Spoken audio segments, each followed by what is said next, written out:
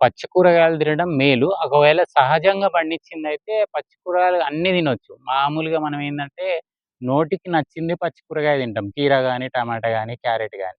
అయితే మనం కాకరకాయ గూడా తినొచ్చు. నేను రోజొక 5 తింటాను. ఇదొచ్చేసి దేశీ కాకరకాయ చూడండి ఇది. హైబ్రిడ్ గాకుండా దేశీ కాకరకాయ. ఇది చేదుంటది. కాకపోతే హెల్త్‌కి మంచిది. ఇది హైబ్రిడ్ గాకుండా దేశీది. ఇప్పుడు మనం ఇది డైరెక్ట్ ఇట్లా తినేయొచ్చు. అయితే ఇది ఫస్ట్‌దొకటే చేదుంటది. కొంచెం చేదనిపిస్తది. కానీ మంచిది.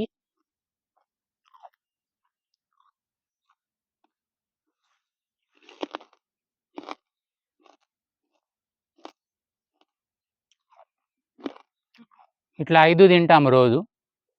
ఇది మనం పెట్టింది గాదు. సహజంగా విత్తనం పడి అదే వస్తది. ఎవ్రీ ఇయర్ వస్తది. దీన్ని ఇట్లా రోజు 5 ఇవి తినేస్తాం. తిన్నంక చేదేముండది. కొద్దిసేపు చేదుంటది. కానీ హెల్త్‌కి గూడా చాలా మంచిది.